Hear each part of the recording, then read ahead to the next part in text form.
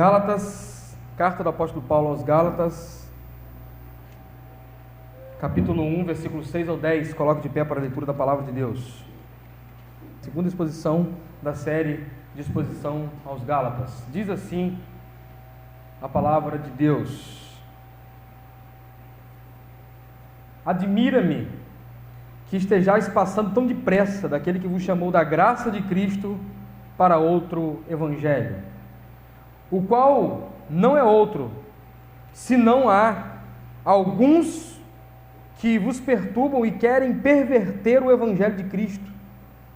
Mas ainda que nós, ou mesmo um anjo vindo do céu, vos pregue evangelho que vá além do que vos temos pregado, seja anátema. Assim, como já dissemos, e agora repito, se alguém vos prega evangelho que vá além daquele que recebestes, seja anátema. Porventura procuro agora o favor de homens ou de Deus? Ou procuro agradar a homens? Se agradasse ainda a homens, não seria servo de Cristo. Até aqui, leitura da palavra de Deus. Podeis assentar, vamos orar mais uma vez. Ó Deus, diante da sua palavra nós lhe clamamos, fale aos nossos corações, de forma clara, de forma objetiva e de forma aplicável. Que nessa noite o seu santo evangelho puro e simples venha transbordar através das sagradas escrituras e da exposição da sua palavra. Que nós possamos, ó Deus, ao sair daqui dizer: quão maravilhosa é a tua palavra, que pastor maravilhoso é o Senhor Jesus. Pai, nós lhe suplicamos, ó Deus, aviva a sua obra em nosso meio, através da palavra do Senhor pregada, Senhor.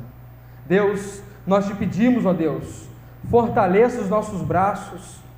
Ó meu Pai, venha nos dar, ó Deus, direção, visão, venha nos dar, ó Deus, entendimento do que o Senhor requer de nós, ó Pai. Ó Deus, venha estar operando no meio do seu povo, para que as pessoas sejam edificadas, as pessoas sejam salvas, e haja, Deus, transformação, Deus.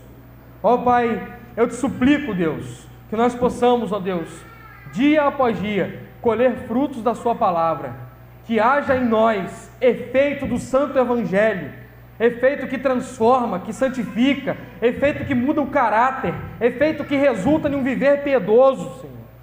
Em nome de Jesus, nós te pedimos, ó Deus, que nós não venhamos perder de vista a preciosidade do evangelho.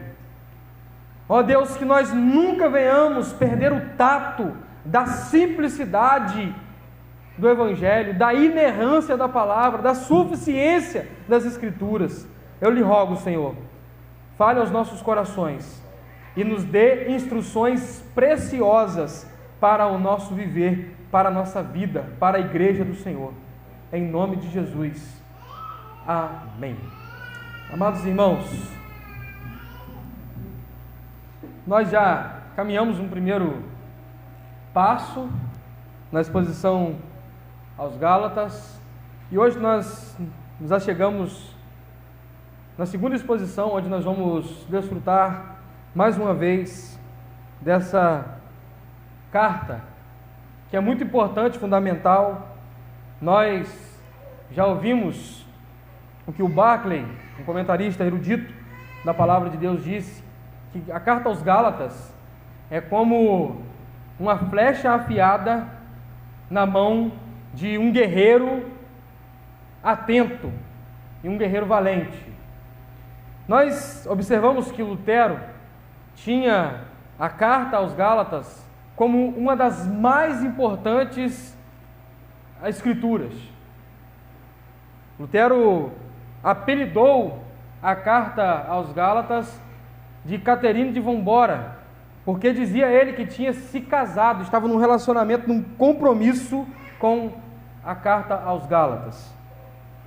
Quando nós observamos a aplicação dessa epístola na história da igreja, a saber, principalmente na vida da Reforma, nós vamos identificar que Lutero, ao escrever as suas 95 teses, ele escreve a tese que é tida como a mais importante de todas, que o Evangelho é o verdadeiro tesouro da igreja. E com base em Gálatas, Lutero tira essa afirmação e expõe essa verdade, que era um contraponto a tantas muletas que Lutero chama, que a Igreja Católica estava usando naquele período. E quando nós abrimos a Epístola aos Gálatas, nós identificamos que o apóstolo Paulo está escrevendo, de nota introdutória, uma defesa do Evangelho, uma defesa ao seu apostolado e um chamado ao retorno ao verdadeiro, puro e santo Evangelho.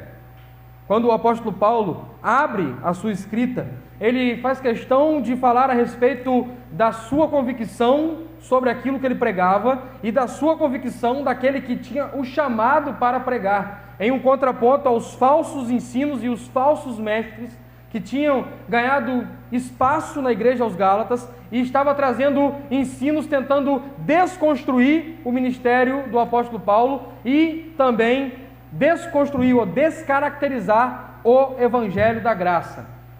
Estes estavam trazendo o que nós podemos chamar de fake news. E eu intitulo nessa perícope o tema: a maior fake news de todos os tempos e a mais danosa fake news já propagada, a saber, um outro evangelho. No ano de 2016, na corrida à Suprema Cadeira dos Estados Unidos, em que Donald Trump estava disputando as eleições, houve sérias acusações, e onde essas acusações ganharam depois até algumas provas que elas eram de fato verdadeiras, que ficou ali no auge do que chamamos e conhecemos de fake news, notícias falsas propagadas, onde firmas tinham sido contratadas para criar notícias e disseminar notícias, para desconstruir o seu adversário político.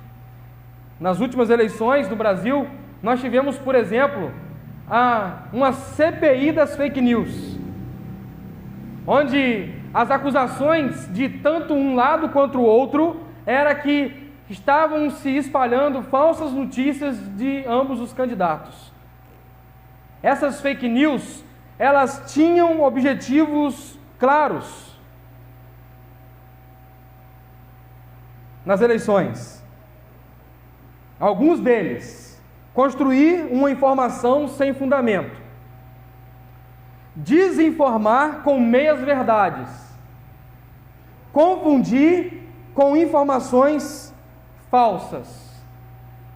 E de alguma maneira, toda essa rede de fake news estava a serviço de tentar cobrir uma verdade. A fake news, ela não é jogada no vento, né? E simplesmente traz uma informação irrelevante.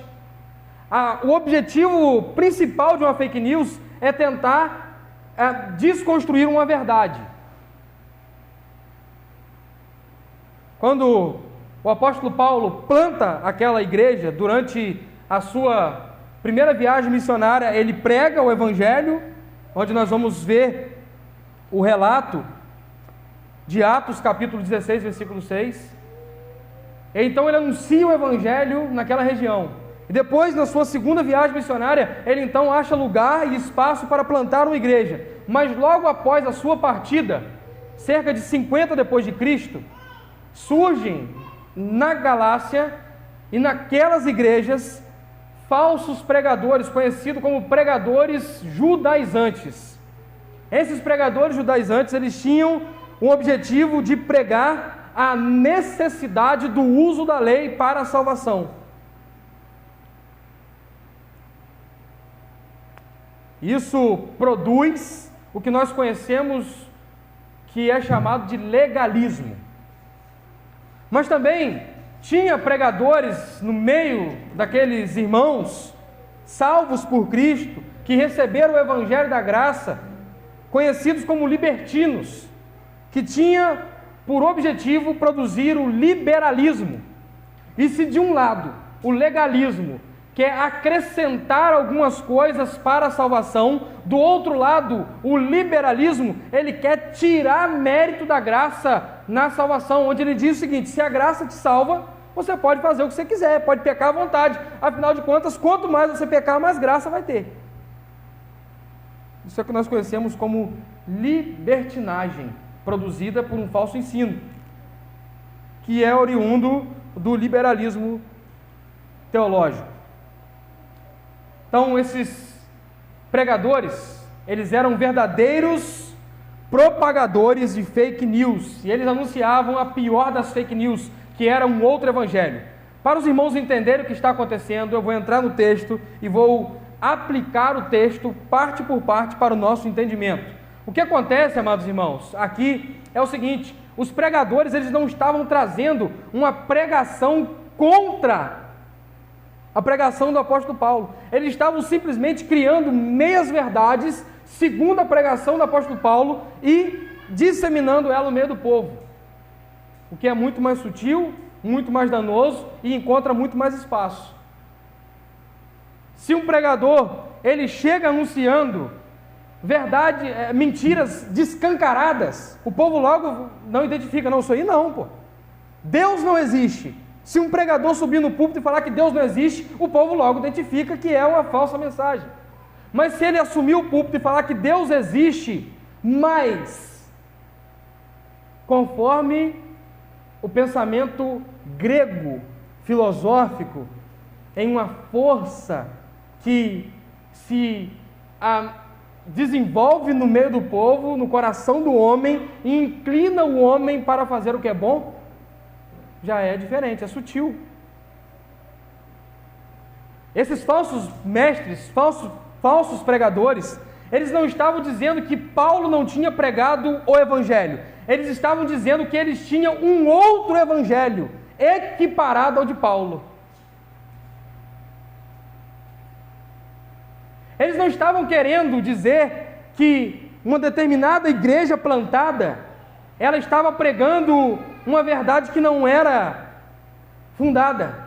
Eles estavam dizendo o seguinte: nós também queremos pregar alguma coisa para vocês, e nós damos o nome de um outro evangelho.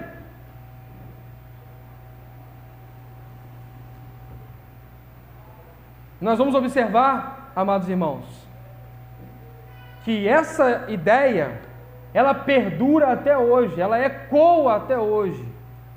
O objetivo de se pregar algumas questões que se acrescenta ao verdadeiro, puro e simples evangelho. E algumas coisas que podem ser absolvidas junto com o evangelho. Calvino destaca que havia um conflito entre práticas da antiga aliança e práticas da nova aliança, onde os ensinos de Paulo estavam predominantemente estabelecidos sobre a aliança da graça, e os ensinos que os falsos mestres traziam estavam alicerçados nos ensinos da antiga aliança.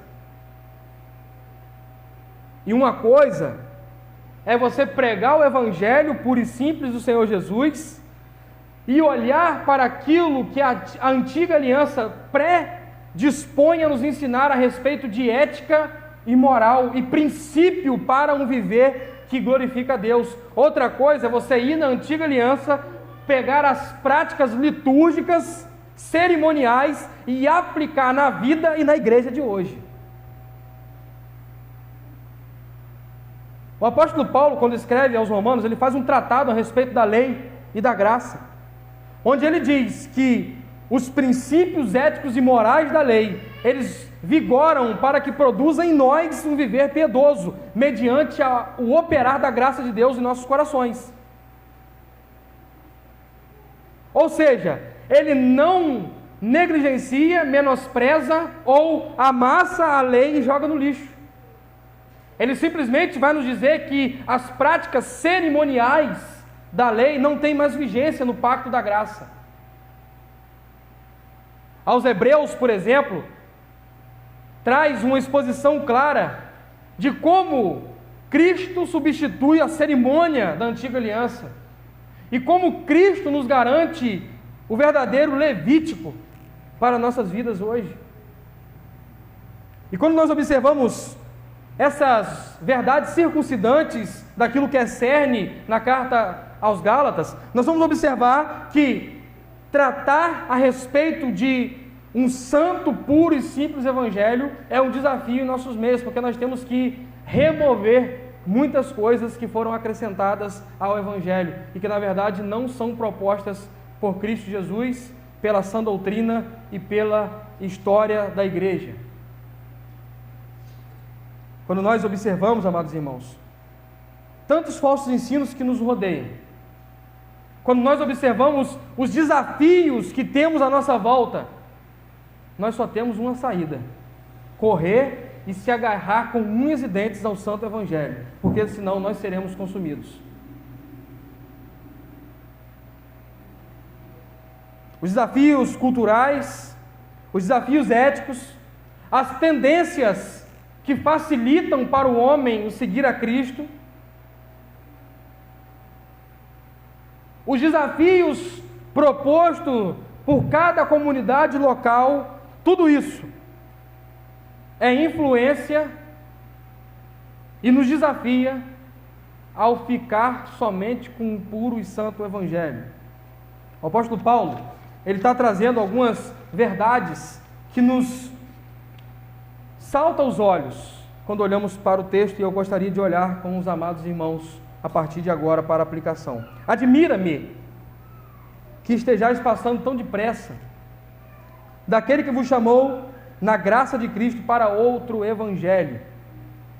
O John Stott, um erudito, pregador, escritor e teólogo, observa que em todas as outras epístolas, depois de saudar os seus leitores, Paulo continua da seguinte forma: orando por eles ou louvando e agradecendo a Deus por suas vidas.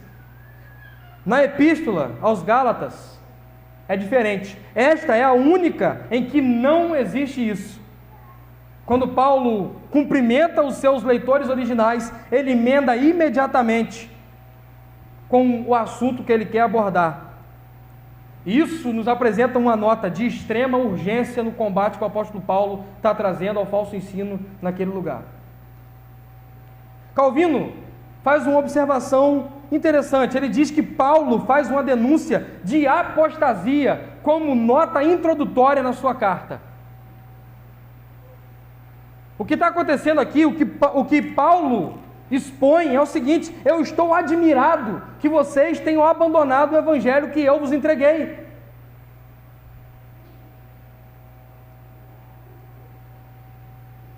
Admira-me que tão depressa, ele não só apresenta uma surpresa, como ele também dá uma ideia de que foi muito rápido. Eu estou surpreso, mas eu estou mais surpreso ainda porque foi rápido demais.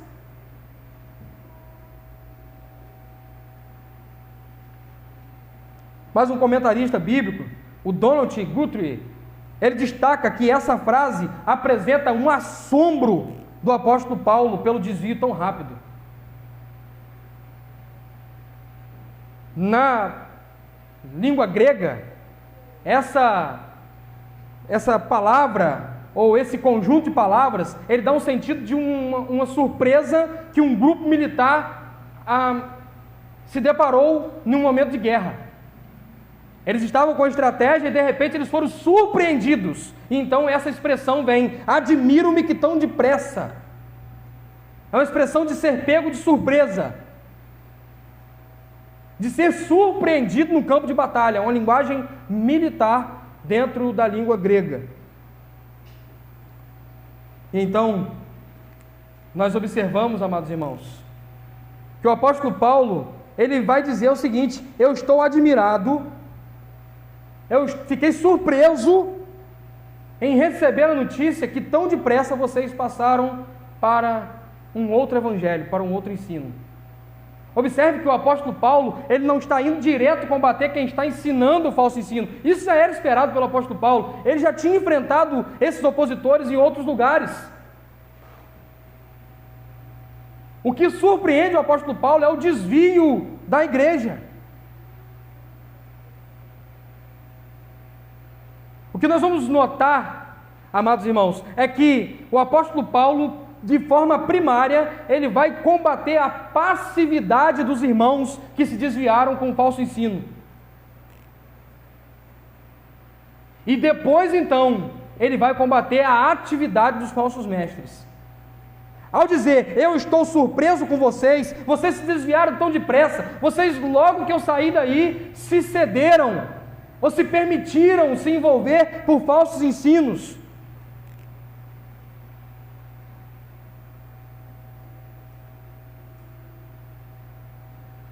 Nós devemos nos atentar àquilo que Paulo está expressando como um espanto, porque na verdade, o falso ensino, desviar irmãos que estão seguindo o caminho da verdade, estão seguros, estão estabelecidos, sim, nos surpreende. A pandemia veio e nos surpreendeu muito, amados irmãos. Quantas pessoas que nós vimos fervorosas na fé, zelosas na prática cristã, e no decorrer da pandemia, abandonaram o santo evangelho. Estão sem gás, sem disposição, sem vontade, estão tratando a igreja de forma displicente, vão de vez em quando, não tem mais interesse no santo evangelho. Eu fiquei admirado, sim, com alguns irmãos, assim como talvez o apóstolo Paulo tenha ficado com essa igreja. Eu fiquei admirado com alguns irmãos, que na verdade revelaram os seus corações e se desviaram. E se desviar do evangelho não significa tão somente você abraçar uma outra causa, mas simplesmente se tornar passivo e não ter mais afinco com o evangelho já é um desvio do evangelho. O apóstolo Paulo segue dizendo, daquele que vos chamou. E nós precisamos ponderar sobre essa realidade que o apóstolo Paulo aqui apresenta como uma apologética do seu próprio evangelho pregado. Ele está dizendo o seguinte: o evangelho que eu preguei não é que vocês escolhem, mas é um Deus que escolhe vocês, e um Deus que elege em Cristo Jesus e os chama à redenção. Paulo está nos remetendo ao que Romanos capítulo 8, versículo 29 e 30 nos diz, amados irmãos.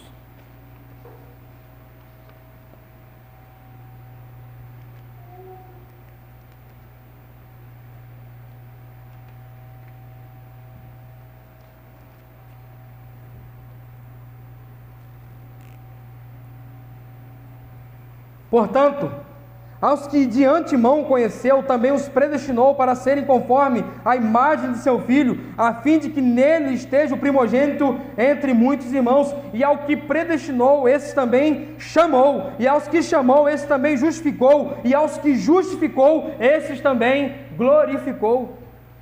Paulo aponta para o verdadeiro chamado do evangelho, que não é a pessoa dizer, eu escolho, eu quero, eu sou bonzinho, eu quero fazer tudo direitinho, porque eu estou decidido a escolher esse evangelho. Mas o verdadeiro evangelho pregado por Paulo é o evangelho de um Deus que escolhe de antemão e elege para si um povo seu, e em Cristo Jesus chama através da graça irresistível. O apóstolo Paulo expressa nesse versículo, nessas palavras, um verdadeiro evangelho, que não é um produto de final de feira. Se você quiser, você vem e empanha. Está barato, chega. O apóstolo Paulo aqui está dizendo o seguinte: não é algo que vocês têm a opção de dizer, não, peraí, não gostei não. Paulo, aquele evangelho que você pregou, estava pensando bem aqui comigo, não estou levando muito fé não, eu estou escolhendo um outro evangelho que chegou aqui pregado para mim. Ele está dizendo o seguinte: o santo evangelho é o anúncio de um Deus que chama, um Deus que chama, e chama de forma amorosa, misericordiosa, e por isso a graça do Senhor é irresistível. É irresistível porque ela atrai, ela cativa, ela envolve. É irresistível porque, quando não vem pelo amor, a graça produz a dor, para que assim lhe seja mais uma vez irresistível. O apóstolo Paulo faz questão de enfatizar aquilo que a própria palavra de Deus discorre através do ministério, por exemplo, do apóstolo Pedro, em 1 Pedro capítulo 5, versículo 10.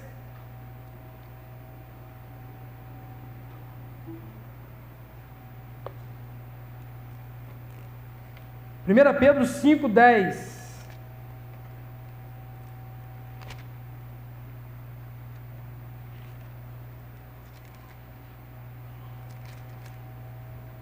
Diz assim a palavra de Deus: ora, o Deus de toda graça, que em Cristo vos chamou à sua eterna glória, depois de ter sofrido um pouco, Ele mesmo vos há de aperfeiçoar, firmar, fortificar e fundamentar.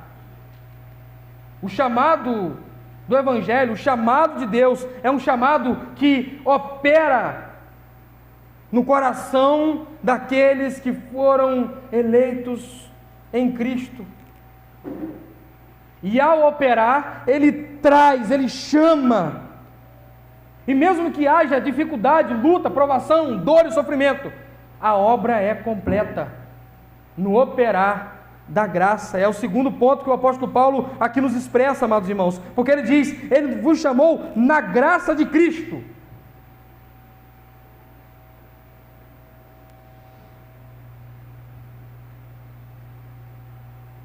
Ele está dizendo: o evangelho que eu anunciei para vocês não é um evangelho de mérito humano.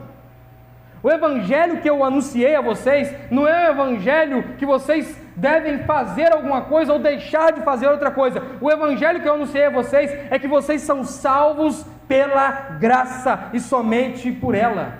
Efésios capítulo 2, versículo 8 e 9 nos expressa, amados irmãos, a salvação que há mediante a manifestação da graça de Deus. Efésios capítulo 2, versículo 8 e 9.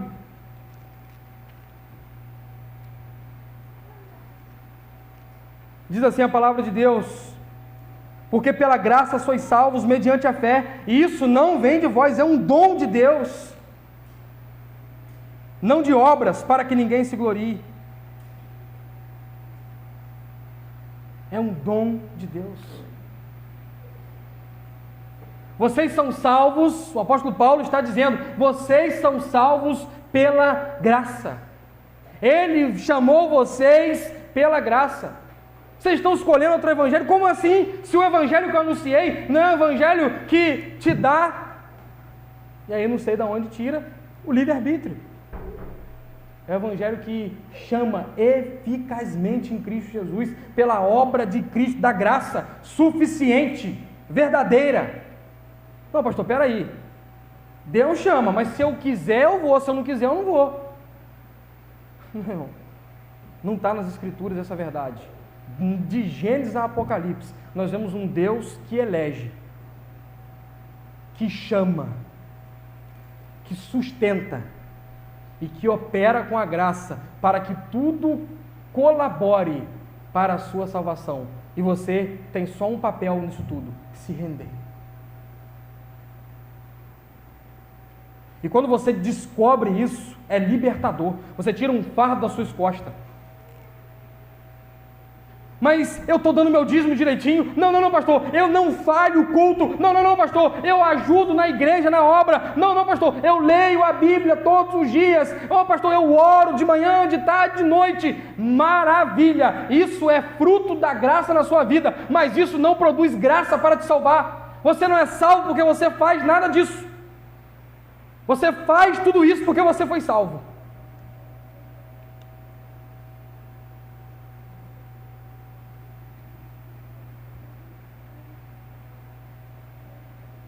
Tito, capítulo 2, versículo 11. Eis que a graça de Deus se manifestou, trazendo salvação a todos os homens. Como somos salvos? Mediante a manifestação da graça de Deus, revelada em Cristo Jesus, no Calvário, crucificado, ressurreto, que veio ao mundo, padeceu sob Pôncio Pilatos, foi crucificado, morto, ressuscitou, ascendeu aos céus, vive e reina e voltará para buscar a sua igreja. A graça se manifestou. E a graça se manifestou e ela é operante. É uma graça que continua a atuar na vida do salvo. Ela opera para a salvação e ela continua a operar para a santificação. E por fim completará a sua obra quando nos der a glorificação na eterna glória do Senhor Jesus. É a totalidade da graça, amados irmãos. O apóstolo Paulo segue ainda, dizendo: vocês se desviaram para outro evangelho. Versículo 7 ele diz: o qual não é outro. O que isso significa? O que isso quer nos dizer, amados irmãos? Eles abandonaram o verdadeiro evangelho e foram para uma outra coisa que não é evangelho. Nas versões mais antigas, e dentro do grego, está dizendo o seguinte: se desviaram para outra coisa que não é evangelho. Onde nós observamos, amados irmãos, que há um desvio aqui, diante da pregação sutil, que engana, que persuade, algo que foi apresentado como também o evangelho. O que os falsos pregadores estavam dizendo? Olha bem, Paulo passou por aqui? Sim. Paulo pregou o evangelho aqui? Sim. Paulo plantou a igreja? Sim. Então, nós também temos um evangelho para vocês. Paulo pregou o evangelho, nós também estamos trazendo o evangelho. Eles não se apresentavam pregando algo que era contra o evangelho. Eles se apresentavam pregando também um evangelho. O grande problema da nossa época hoje, da nossa era cristã hoje, irmãos, não é uma outra pregação que seja fora do evangelho ou contra o evangelho. O problema é uma pregação que se apresenta como evangelho, mas que não tem nada de evangelho, nada de bíblico. Esse que é o desafio nosso hoje, amados irmãos. É ir a uma igreja evangélica, eles estão pregando algo que estão dizendo que é o evangelho e que na verdade não tem nada a ver com Cristo, com as escrituras e com o puro e simples evangelho. Antropocentrismo,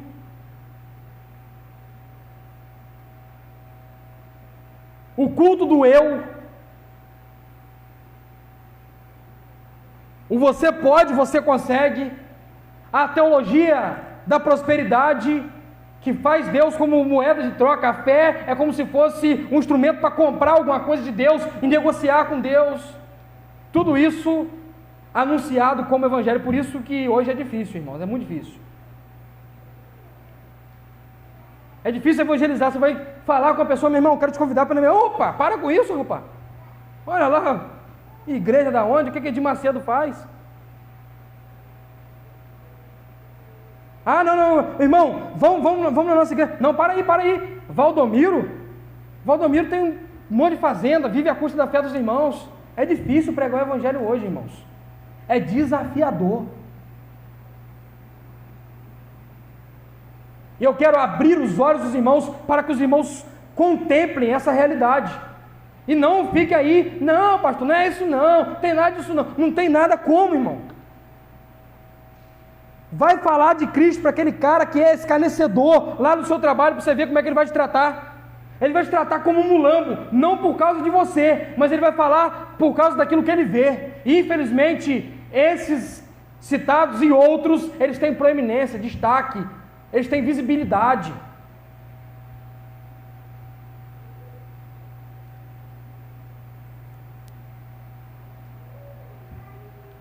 Não há um padrão, não há uma uniformidade e não há um consenso na pregação do evangelho. Tem muitos evangelhos sendo pregados. Quem me dera se os falsos ensinos se apresentassem com outro nome. Seria muito mais fácil de combater. Eles se apresentam como evangelho, e aí é o desafio que a gente tem, amados irmãos. E aí agora ele começa a olhar para os ativos. Primeiro ele olhou para a passividade e deu atenção à passividade daqueles que ouviram o falso evangelho e se deixaram levar. Agora ele volta os seus olhos para aqueles que são ativos no falso ensino, e ele vai nos dizer, ainda no versículo 7, que há alguns que vos perturbam e querem perverter o evangelho de Cristo Jesus. Agora sim ele vai dizer, eles estão pregando e se apresentando como se fosse também um evangelho, e não existe um outro evangelho. E agora ele diz o seguinte, eles estão pervertendo o evangelho de Cristo Jesus e vocês não estão percebendo. Ele ataca aqueles agora que são ativos em tentar descaracterizar a obra de Cristo. E então ele é enfático em ir de encontro a estes, para desconstruir aquilo que eles estão anunciando. E agora no versículo 8 ele apresenta uma argumentação infalível e convincente, de modo que ele chama a atenção para que o evangelho não seja substituído por nada, e ninguém tem autorização para acrescentar nada ao evangelho. Ele diz, mas ainda que nós quem? Os apóstolos, ou ainda um anjo, e agora ele evoca a figura de um anjo na pregação do evangelho para embasar a defesa de que não existe possibilidade de um outro evangelho ser pregado. Ainda que nós, ouvindo um anjo do céu, vos pregue um evangelho que vá além do que vos temos pregado, que esse seja considerado anátema.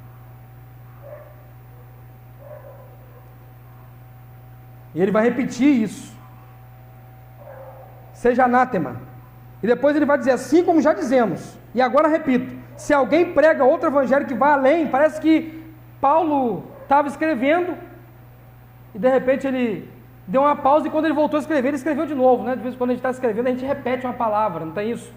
Parece que aconteceu isso, mas não, ele está sendo objetivo naquilo que ele quer, ele está repetindo porque ele está dando ênfase. Sempre que você observar, nos ensinos paulinos, uma repetição sequencial significa ênfase. Você pode anotar no cantinho da sua Bíblia assim, ênfase, ênfase. Ele está dando uma ênfase, ele está dizendo que seja anátema.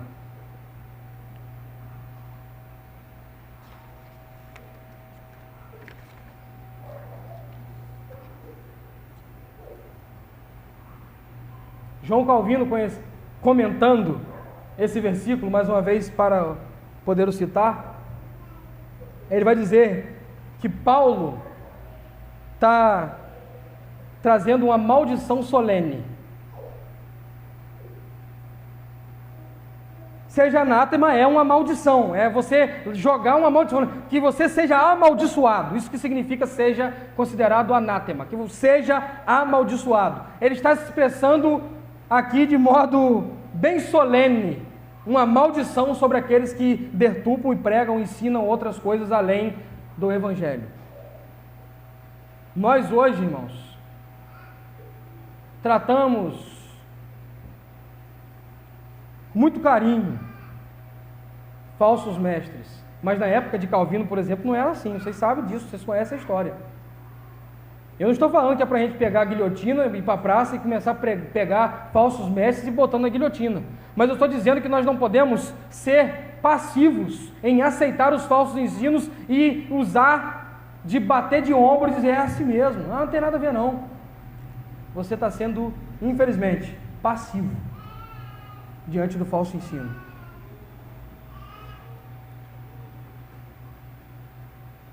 Nós somos desafiados, por exemplo, a ser como o amado pastor batista que escreveu o livro O Peregrino, John Bunyan, a fazer um tratado para si mesmo e um compromisso de não pregar nada além do Evangelho, e somente o Evangelho. E por pregar o Evangelho, 12 anos de cadeia. Ao final de 12 anos, uma oportunidade. Bunyan, é o seguinte, nós queremos te soltar. É só você não pregar mais esse evangelho que você estava pregando. E John Bunyan responde o seguinte: diga de onde a ordem vem que se for solto hoje de manhã, ainda pela tarde, voltarei a pregar o mesmo evangelho que pregava há 12 anos atrás.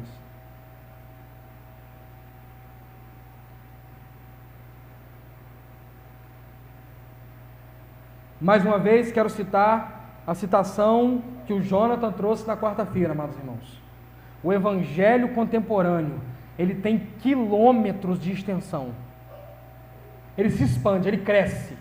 Se tem igreja esquina após esquina nas cidades.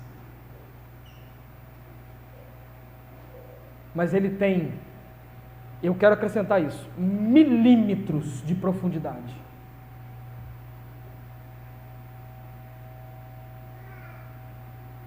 Ele é vazio. E por ser vazio, tem que achar alguma coisa para preencher. Aí vai desde da forma litúrgica até os mais graves desvios doutrinários, amados irmãos, para se acrescentar e adaptar e fazer do evangelho cativante e atraente. O evangelho deve ser tão cativante e suficiente para conduzir pessoas ao caminho estreito, e não cativante e atraente para que as pessoas venham e queiram caminhar num caminho largo. Porque o caminho largo não é o caminho do Santo Evangelho, é o caminho da perdição.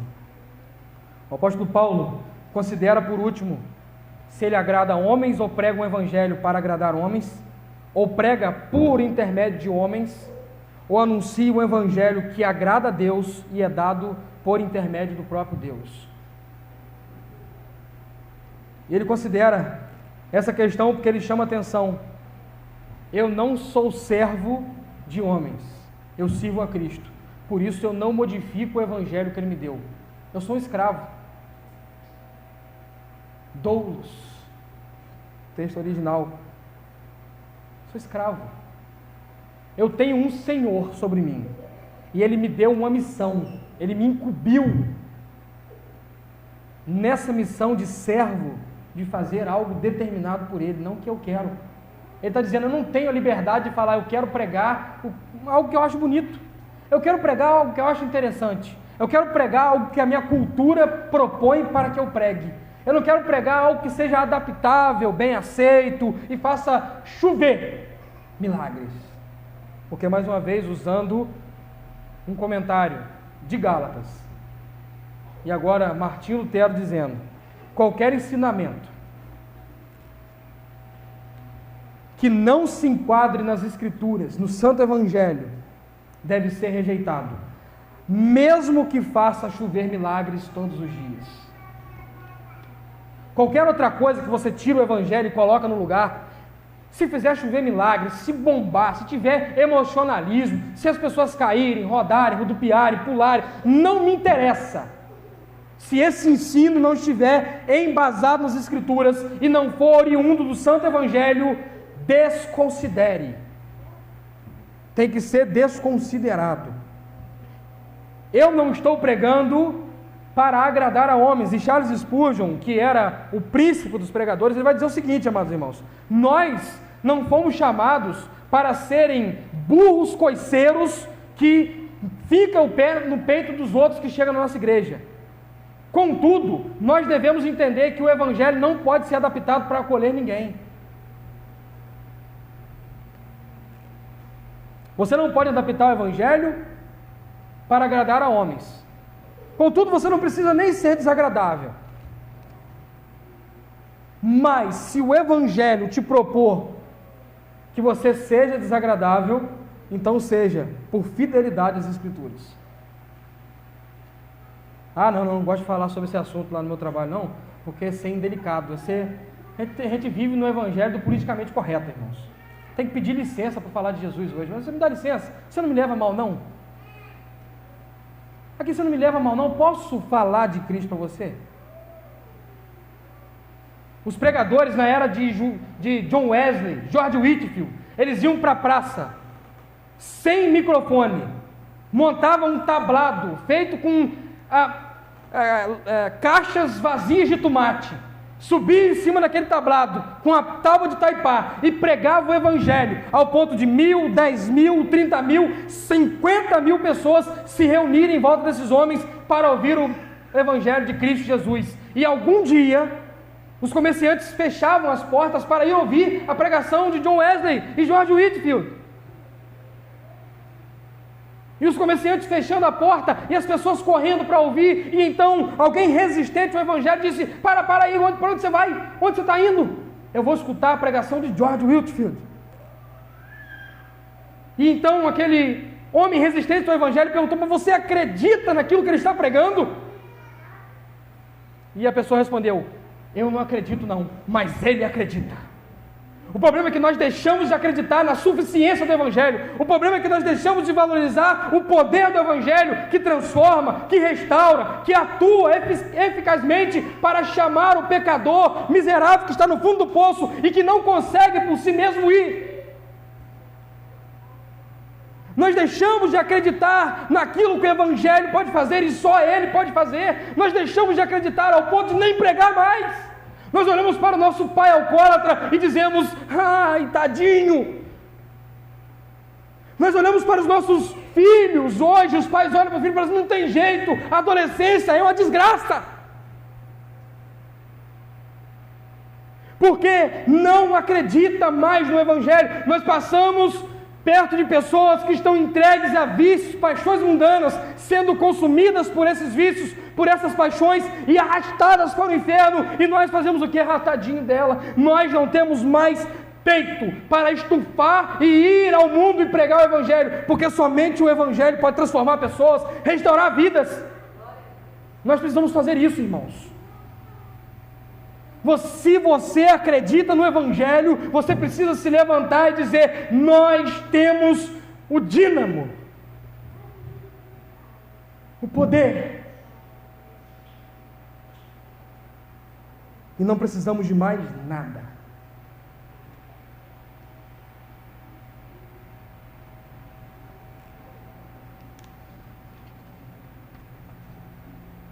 Aplicações pessoais.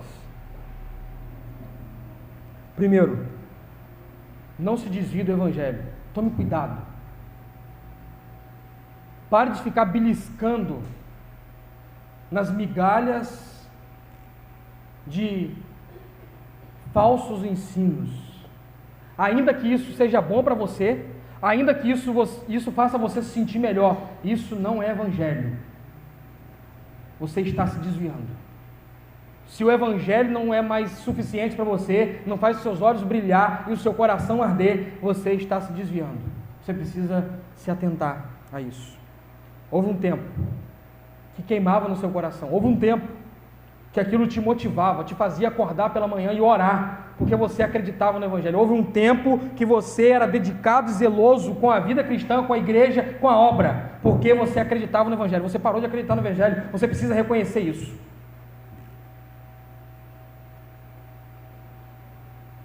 O evangelho talvez tenha se tornado um amuleto da sorte para você, mas não é eficazmente o poder de Deus que salva e transforma pecadores. Segundo, não seja passivo no ouvir outra coisa no lugar do evangelho. Não, pastor, eu vou naquela igreja lá, não prego o evangelho não, eu prego algumas coisas junto com o evangelho, mas o louvor é muito bom, pastor. Os bancos são confortáveis, tem uma recepção calorosa, com plaquinhas, com balinhas.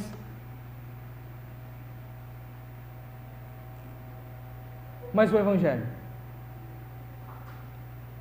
Considere novamente a sua caminhada cristã e o seu envolvimento com o evangelho, para que então você possa ter uma vida de muitos frutos. De muitos frutos. Cristão frutífero é cristão que reconhece o santo evangelho e acredita naquilo que um dia ouviu, como da mesma forma que acreditou na primeira vez. Segundo, não seja ativo em construir falsos ensinos com base naquilo que você acha ou com base naquilo que você julga ser o melhor. O Evangelho, eu posso trazer uma palavra aqui, é inadaptável. Ele não foi feito para se adaptar. Ele está lá em cima. Não deve ser colocado nada junto. Quantas vezes nós construímos falsos ensinos através do nosso próprio viver, amados irmãos? Porque nós ouvimos uma coisa na igreja, falamos uma coisa na igreja, e quando vamos para casa, nós fazemos diferente daquilo. Quantas vezes nós somos ativos em contrariar o Evangelho com a nossa prática de vida cristã? Quantas vezes nosso viver não condiz com aquilo que nós dizemos que cremos? Isso é ser ativo e contrariar os santos ensinos do Evangelho. Não é só você falar coisas que são aberrações contra o Evangelho, é você não se conformar ao Evangelho e querer dizer que é evangélico.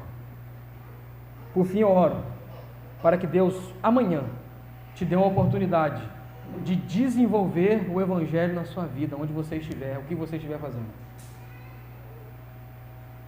Oro para que a palavra de Deus nessa noite tenha achado lugar e despertado você. Talvez você estava assim, não, tem muitas coisas que não tem nada a ver, a gente pode...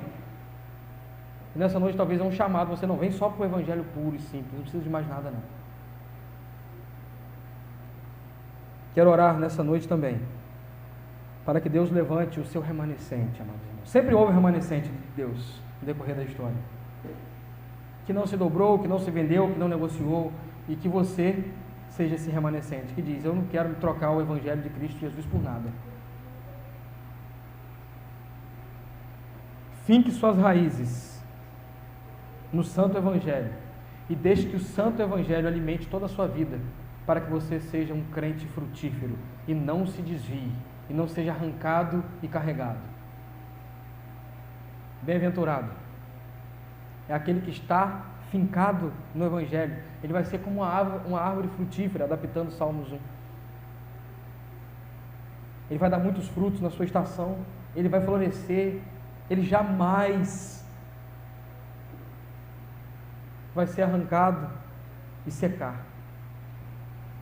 Quantos cristãos, quantas vidas cristãs secas, porque abandonou o puro e simples Evangelho. Está caminhando, está indo no automático. Não está mergulhando um palmo mais no Evangelho.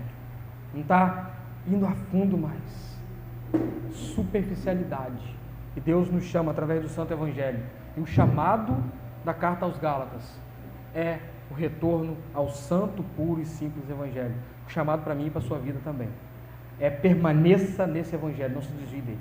Feche seus olhos e vamos orar nesse momento. Quero convidar o Jonathan para logo em seguida nos conduzir a um louvor. Deus, eu sou grato ao Senhor, grato por sua palavra, Senhor, grato pela bênção da comunhão. Como é maravilhoso se reunir com os meus irmãos. O mistério da palavra é revelado no ajuntamento, e nós nos ajuntamos no nome santo de Jesus, e por causa dele é que nós estamos aqui, é por ele que estamos aqui, é para ele que estamos aqui, e por isso, Senhor, nós te agradecemos, porque por Cristo o Senhor nos deu a sua palavra, para que possamos ser encorajados a segui-lo, a permanecermos fiéis, a não retroceder, a não se desviar, a não deixar o Evangelho e escolher outra coisa. Deus, firme os nossos passos, guarde a nossa caminhada, aqueça o nosso coração e nos transforme para que possamos viver para a sua glória, viver firmados no Evangelho, em nome de Jesus. Ó Pai, que a ação do Seu Espírito Santo revele a Sua palavra a cada coração, que o amor de Deus venha penetrar no mais profundo das almas aqui nessa noite, e que a graça abundante, revelada, manifestada em Cristo Jesus, possa operar eficazmente, trazendo arrependimento, conversão e transformação nessa noite. Em nome de Jesus nós oramos. Amém, Senhor.